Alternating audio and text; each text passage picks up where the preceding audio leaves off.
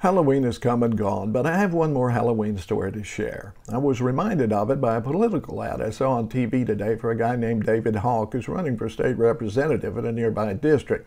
David claims to put God, country, and family first and warns us liberals are brainwashing our kids in school. They want to perform abortions through the 9th month of pregnancy, and they want to take away our Second Amendment rights, all of which are bald-faced lies, and he well knows it.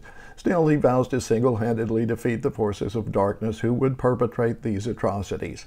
I'm sure he'll win in a landslide because I live in Northeast Tennessee, which went 76% for Trump in the last election.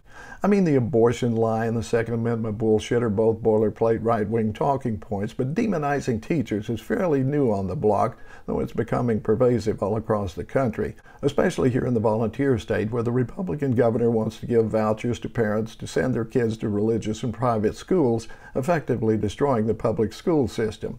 That's the background. Here's the story.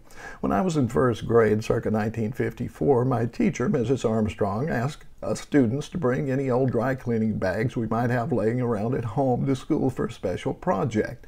I dutifully asked my mom, and she provided me with 3 of them. Let me assure Mrs. Armstrong wasn't planning on smothering us. Back then, dry cleaning bags were made of paper.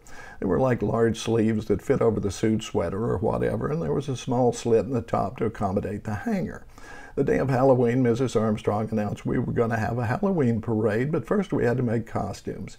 She gave each of us one of the bags and showed us what she'd done. She'd painted big eyes on the bag with cutouts to see through and a big red mouth with large white teeth as an example.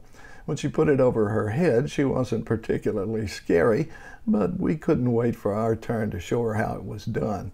Most of us followed her example fairly closely, except for my buddy John, who was unmistakably painting a facsimile of a parrot on his bag. Parrots aren't scary, I told him. They are too, he protested. They bite. He lowered his voice in a conspiratorial manner, and they can talk. When we'd finished, Mrs. Armstrong had us don our creations and led us in a parade through the halls at recess. Later that night, out on the sidewalk in my store-bought costume, I noticed quite a few of the do-it-yourself creations from earlier in the day had made it onto the streets as well, and the kids wearing them were scoring just as much candy as anyone else. Years later, I mentioned those Halloween costumes to my mom, and she told me, "Oh yes, your teacher asked us to save those up so the poor kids could have costumes for Halloween."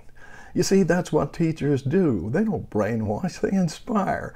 And they always have the kids' best interest at heart. All the kids, not just those who can afford to go to private schools. So, if you're going to badmouth a teacher around me, think twice about it. It won't go well.